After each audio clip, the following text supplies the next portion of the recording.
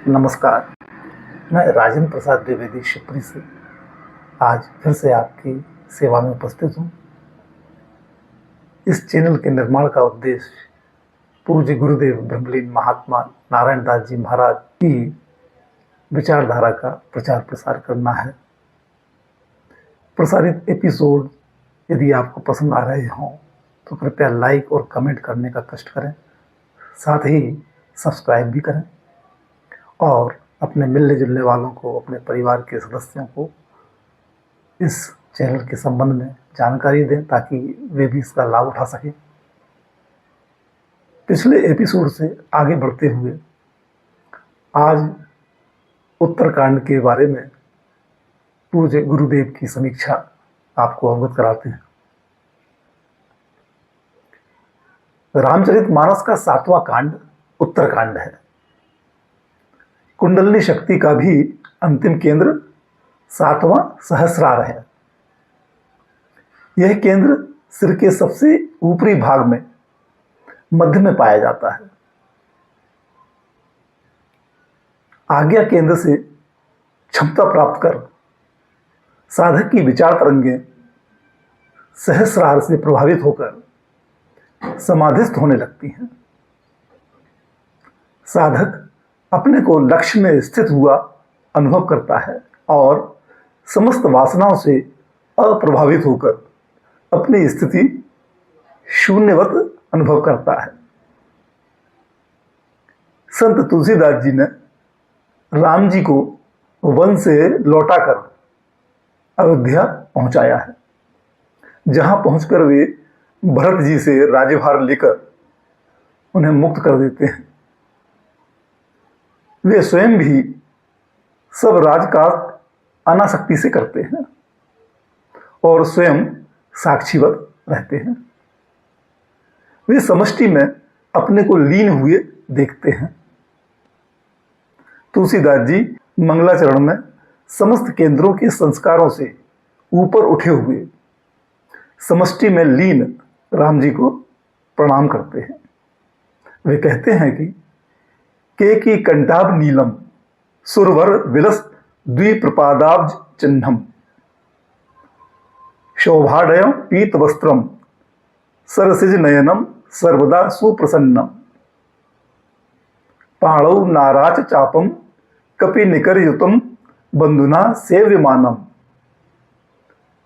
नोमीडयम जानकीशम रघुवर मनिशम पुष्पकारूढ़ रामम। मोर के कंठ की आभा के समान नीले रंग के देवताओं में श्रेष्ठ विप्र भृगु जी के चरण चिन्ह से यानी भृगुलता से सुशोभित, शोभा से पूर्ण, पीतांबरधारी, कमल नेत्र वाले, सदा परम प्रसन्न, जिनका तेज मणि के समान कभी फीका ना पड़े, धनुष और बाण हाथों में धारण किए हुए, वानर समूह से युक्त, भाई लक्ष्मण जी से सेवित, वंदनीय श्री जानकी जी के पति, रघुकुल श्रेष्ठ पुष्पक विमान पर बैठे हुए श्री रामचंद्र जी को मैं निरंतर नमस्कार करता हूँ।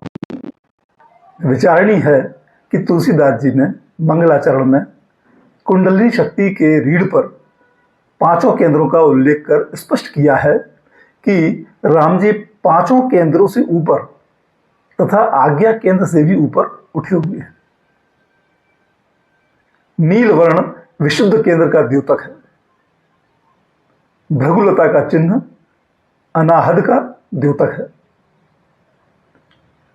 सदा परम प्रसन्न यानी जिनका तेज मणि के समान कभी मंद ना पड़े, मणिपुर का द्योतक है। कमल नेत्र से अभिप्राय जल तत्व से है, जो स्वादिष्ठान का द्योतक है, तथा पीत वस्त्र मूलाधार केंद्र का द्योतक है। लक्ष्मण जी शेष शक्ति यानी कुंडलिनी के प्रतीक हैं, जो आज्ञा से ऊपर उठकर सहस्रार में उनकी सेवा करती है, यानी जो कुंडलियों का भी आधार है। जानकी जी माया का प्रतीक हैं। अतः जानकी पति से अभिप्राय मायापति ब्रह्म से है।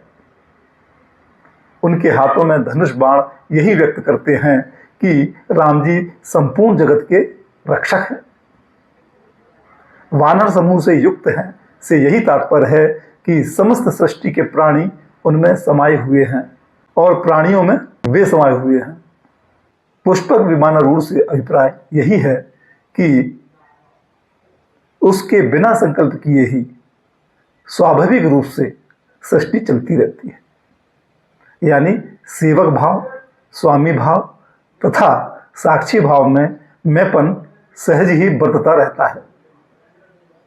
इस प्रकार समष्टि में लीन हुए तथा सब में रमे हुए सृष्टि के आधार परमात्म तत्व को मैं बार बार स्मरण करता हूं।